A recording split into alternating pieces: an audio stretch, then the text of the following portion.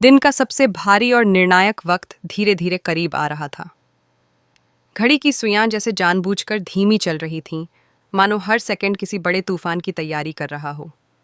अनु ने सुबह से ही खुद को तैयार करने की कोशिश की थी, लेकिन उसके दिल की धड़कनें किसी अनजाने डर और उम्मीद के बीच झूल रही थीं। वह समझ नहीं पा रही थी कि आज वह सिर्फ एक साड़ी की वजह से किसी बड़े मोड़ की तरफ बढ़ रही है, या फिर यह सब उसकी जिंदगी का सबसे अहम पल बनने जा रहा है। उसने खुद को संभालते हुए समय पर निकलने का फैसला किया, क्योंकि उसे पता था कि 2 बजे तक पहुंचना सिर्फ एक मुलाकात नहीं, बल्कि उसका भविष्य तय कर सकता है। उधर दूसरी तरफ मीरा का मन जैसे आग से भरा हुआ था। उसे लगता था कि अनु अगर आज आर्या के घर पहुंच गई तो वह हार जाएगी, और यह हार सिर्फ एक प्लान की नहीं होगी, बल्कि उसके अहंकार, उसकी जिद और उसके भीतर पनपती जलन की भी हार होगी। वह अपने कमरे में इधर उधर चक्कर लगा रही थी, हर 2 मिनट में रघु को फोन कर रही थी। हर कॉल में उसकी आवाज़ पहले से ज्यादा सख्त और डरावनी होती जा रही थी। वह बार बार कह रही थी कि इस बार अनु को घर से निकलने नहीं देना है, चाहे कुछ भी करना पड़े। लेकिन जो उसे पता नहीं था वह यह कि रघु अब डर के बीच फंसा हुआ था। एक तरफ मीरा का आदेश और दूसरी तरफ उसका अपना दिल, जो अब हर बार अनु को तकलीफ पहुंचाने पर उसे काटता था। वह सोच रहा था कि आखिर यह सब कितना आगे जाएगा, कब तक और क्यों। जब अनु ने घर के दरवाजे से बाहर कदम रखा तो हवा का एक हल्का झोंका उसके चेहरे से टकराया, जैसे किसी ने उसके कंधे पर हाथ रखकर कहा हो कि आज का दिन उससे कुछ बड़ा मांगने वाला है। उसने गहरी सांस लेते हुए रास्ते की ओर कदम बढ़ाए, लेकिन जैसे ही वह कुछ दूरी तक पहुंची, अचानक रास्ते में वही पुरानी कार उसके सामने आकर रुकी, रघु की कार। उसके रुकते ही अनु का दिल जैसे एक धड़कन छोड़ गया। उसे समझ आ गया कि यह कोई संयोग नहीं है। रघु वहां क्यों आया है, इसका अंदाजा उसे पहले ही हो चुका था। रघु कार से उतरा, उसके चेहरे पर घबराहट साफ दिख रही थी। वह अनु के सामने आकर बोला, अनु तुम आज मत जाओ, प्लीज, कुछ दिक्कत हो जाएगी। अनु ने तंवर निगाहों से उसकी तरफ देखा और कहा, दिक्कत? किसके लिए और क्यों? तुम लोग आखिर चाहते क्या हो? रघु कुछ पल के लिए चुप रहा। उसकी आंखों में एक अजीब सा अपराध बोध था। उसने धीमी आवाज में कहा, मीरा मैडम नहीं चाहती कि तुम वहां जाओ, प्लीज आज बस मत जाओ। अनु का गुस्सा उसकी आंखों में भर आया, लेकिन साथ ही उसे रघु पर दया भी आई। वह समझ चुकी थी कि रघु अपनी मर्जी से कुछ नहीं कर रहा, उसे किसी मजबूरी ने बांध रखा है। अनु ने एक क्षण के लिए आंखें बंद करके खुद को शांत किया और कहा, रघु, मैं किसी का हक छीनने नहीं जा रही, मैं सिर्फ अपना सच दिखाने जा रही हूं। अगर तुम चाहो तो मेरे रास्ते में खड़े रहो, लेकिन मैं रुकने वाली नहीं। रघु ने हाथ बढ़ाकर सड़क रोकने की कोशिश की, लेकिन अनु उसके साथ जोर से धक्का मुक्की किए बिना आगे बढ़ गई। वह तेज कदमों से सड़क पार कर गई और रघु वहीं खड़ा रह गया, टूटे हुए मन, हारे हुए हौसले और जलते हुए डर के साथ। वह जान चुका था कि मीरा को जब पता चलेगा कि अनु रुकने वाली नहीं थी, तो उसके लिए मुश्किलें दोगुनी हो जाएंगी। इधर आर्या के घर में दोपहर की रोशनी धीरे धीरे फैल रही थी। मेहमान आने शुरू हो चुके थे और घर का माहौल बेहद खुशगवार लग रहा था। आर्या की माँ अब पूरी तरह तैयार थीं। उन्होंने अनु की बनाई साड़ी पहन ली थी और उनकी खूबसूरती जैसे कई गुना बढ़ गई थी। हर कोई उन्हें देखकर यही पूछ रहा था कि ये साड़ी कहाँ से आई, किसने बनाई, और इतने सुंदर फूल किसने पेंट किए। वह मुस्कुराते हुए बस यही कहती, एक बहुत प्यारी लड़की ने बनाया है और आज वह यहीं आने वाली है। हर्ष बार बार दरवाजे की तरफ देख रहा था, क्योंकि अनु को आने में अब कुछ ही मिनट बाकी थे। आर्या भी घर में यहाँ वहाँ घूमते हुए बार बार घड़ी देख रहा था।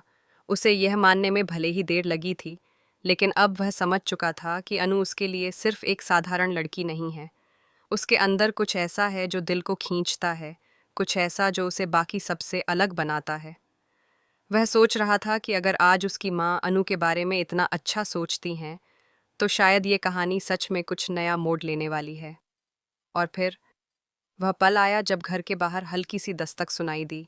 हर्ष तेजी से दरवाजे की ओर दौड़ा और जैसे ही उसने दरवाज़ा खोला, अनु वहां खड़ी थी। हल्की सी धूप उसके चेहरे पर पड़ रही थी और उसके चेहरे पर एक अजीब सी चमक थी, आत्मविश्वास की, उम्मीद की और सच्चाई की। जैसे वह यह जताने आई हो कि कोई भी साजिश, कोई भी चाल उसकी मेहनत और दिल की ताकत को मिटा नहीं सकती। घर के अंदर हर किसी का ध्यान अनु की तरफ मुड़ गया। आर्या की माँ उसे देखते ही मुस्कुरा उठीं। उन्होंने हाथ बढ़ाकर कहा, आओ बेटा, मैं तुम्हारा ही इंतजार कर रही थी। अनु के कदम घर के अंदर पड़े तो ऐसा लगा जैसे माहौल में एक गर्माहट फैल गई हो। हर निगाह उसके काम की तारीफ में थी, हर चेहरा उसकी मेहनत की कद्र समझ रहा था।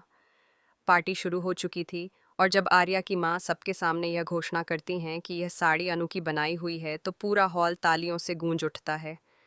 अनु की आंखें भीग जाती हैं क्योंकि उसने पहली बार अपनी कला को इतना सम्मान पाते देखा था। लेकिन इसी बीच ईरेनी से आगे तारिये सापाये सागी सबसे बड़ा ट्विस्ट आता है। आर्या की माँ सबके सामने कहती हैं कि अगर कोई लड़की दिल से ऐसी कला कर सकती है तो वह उनके बेटे के जीवन में भी खुशियां ला सकती है। और जबकि अनु हैरान रह जाती है, लोग सांस रोककर सुनने लगते हैं। यहाँ कहानी एक ऐसे मोड़ पर आती है जहाँ आर्या की माँ स्पष्ट रूप से कहती हैं कि उन्हें अनु एक अच्छी लड़की लगती है और अगर आर्या चाहे तो वह इस रिश्ता को आगे बढ़ते हुए देखना। दरवाजे पर गूंजती वह भारी आवाज पूरे घर में आग की तरह फैल गई। हर कोई चौंक कर उधर देखने लगा और कुछ ही सेकंडों में माहौल की सारी खुशगवार हवा एक ठंडी सनसनी में बदल गई। आर्या की माँ, जो अभी तक अनु की तारीफ में मुस्कुरा रही थीं, अचानक चौंक कर पीछे की ओर मुड़ गईं। हर्ष के हाथों में पकड़ा ग्लास हल्के से कांप गया और आर्या की आंखें उस दिशा पर टिक गईं जैसे किसी तूफान का इंतजार कर रही हों। पार्टी की हल्की हल्की बातें भी एकदम खामोश हो गईं। सारी निगाहें उस दरवाजे की ओर जमी थीं और फिर वह चेहरा दिखाई दिया जिसने इस मौके की गर्माहट को पल भर में बर्फ बना दिया। दरवाजे पर मीरा खड़ी थी, चेहरा गुस्से की आग में जलता हुआ, आंखें जैसे किसी कड़वी सच्चाई का बोझ उठाए हुए। वह कमरे के अंदर कदम बढ़ाते ही अपने चारों ओर मौजूद लोगों को नज़रअंदाज कर गई। उसकी नज़रें सिर्फ अनु पर जमी थीं, जैसे अनु की मौजूदगी ही उसकी सबसे बड़ी चोट बन गई हो। लोग एक दूसरे को देखने लगे, किसी को समझ नहीं आ रहा था कि वह यहाँ इस तरह क्यों आई है। मीरा के चेहरे पर उभरा अहंकार और जलन पूरे कमरे का तापमान स्थिर कर चुका था। आर्या ने भौहें सिकोड़ लीं, जैसे इस अचानक आए तूफान ने उसे भीतर तक छू लिया हो। उसके मन में सवाल उठ रहा था कि मीरा ऐसा क्या चाहती है जो उसे इतनी बेचैनी में यहाँ खींच लाया। अनु, जो अभी तक सम्मान और स्नेह से भरे माहौल में खड़ी थी, मीरा की ओर देखने से भी हिचकने लगी। उसके हाथ हल्के हल्के कांप रहे थे, जैसे उसकी बनाई हुई खुशियों पर किसी ने अचानक साया डाल दिया हो। मीरा पूरे कमरे को चीरती हुई सीधे अनु के सामने आकर रुक गई। उसकी आवाज़ भारी थी, टूटे हुए अहंकार और जहरीले गुस्से से भरी हुई। ये सब तमाशा है ना? तुमने सोचा होगा कि सबको अपनी मीठी मुस्कान और नकली मासूमियत दिखाकर सबका दिल जीत लोगी। साड़ी पेंट करना आता है तो क्या इससे तुम कोई बहुत बड़ी चीज़ बन जाती हो? कमरे में मौजूद मेहमान एकदम से हिल गए। उन्हें समझ नहीं आ रहा था कि यह लड़की किस गुस्से में क्या कह रही है। आर्या की माँ तुरंत आगे बढ़ीं और बोलीं, मीरा, ये क्या तरीका है? ये घर है और यहाँ इस तरह की बातें नहीं होती। अनु को लेकर इस तरह की बातें क्यों? मीरा उनके सामने हाथ जोड़कर बोली, आंटी, मैं सिर्फ सच बताने आई हूँ, क्योंकि लगता है कुछ लोग सच जानना नहीं चाहते, बस चमकीली बातें सुनना चाहते हैं। ये अनु, ये कोई मासूम लड़की नहीं है। ये सिर्फ अपने मतलब के लिए सब खेल खेल रही है। अनु मुस्कुराना तो दूर, सांस तक नहीं ले पा रही थी। उसकी आंखें भरने लगीं, लेकिन उसने खुद को टूटने से रोका। वह जानती थी कि मीरा का हर शब्द उसे नीचा दिखाने के लिए है। आर्या ने कदम बढ़ाते हुए कहा, बस मीरा, काफ़ी हो गया, तुम यहाँ इस तरह। मीरा ने हाथ उठाकर उसे रोक दिया। तुम मत बोलो आर्या, क्योंकि तुम ही नहीं समझ पा रहे कि ये लड़की तुम्हें कैसे इस्तेमाल कर रही है। लेकिन इससे पहले कि आर्या कुछ कह पाता, घर के अंदर से एक और आवाज़ आई, धीमी पर गहरी। यह आवाज़ सिद्धि माता की थी, जो कमरे में किसी किनारे खड़ी थीं और मीरा की बातें सुन रही थीं। सबकी नज़रें उनकी ओर मुड़ गईं। उन्होंने शांत लेकिन दृढ़ आवाज़ में कहा, मीरा, सच को छुपाया नहीं जा सकता, लेकिन यह भी सच है कि तुम जिस सच की बात कर रही हो वह तुम्हारी नज़र में ज़रूर होगा, पर हकीकत नहीं। कमरे की हवा और भारी हो गई। लोग फुसफुसाने लगे, सिद्धि माता मीरा को ऐसा कैसे बोल सकती हैं? मीरा ने भड़क कर कहा, माताजी, आप क्यों इसे बचा रही हैं? आप जानती भी हैं कि यह साड़ी यहाँ तक कैसे पहुंची, इसे कहाँ से उठाकर लाई थीं? यह सब एक प्लान था। सिद्धि माता ने ठंडी सांस लेते हुए कहा, मैंने साड़ी वहीं से उठाई जहाँ इसे किसी ने छुपाया था, और अगर तुम चाहो तो मैं अभी बता सकती हूँ कि वह कौन था जिसने इसे छुपाया। मीरा का चेहरा फक पड़ गया। यह नाम उसके मन के अंदर हथौड़ी की तरह बजने लगा। रघु। उसने घबराकर फोन निकालने की कोशिश की, पर उसके हाथ कांपने लगे। इधर आर्या की माँ ने अनु की ओर देखा और कहा, बेटा तुम कुछ कहना चाहती हो? अनु ने गहरी सांस ली।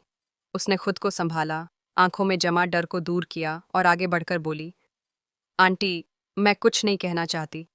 बस इतना बताना चाहती हूँ कि मैंने ये साड़ी सिर्फ आपके लिए बनाई थी, किसी को दिखाने के लिए नहीं। इसे छुपाया गया, इसे मुझसे दूर किया गया, लेकिन फिर भी यह आपके तक पहुँच गई। अगर इसमें मेरी कोई अच्छाई है तो वह खुशकिस्मती है।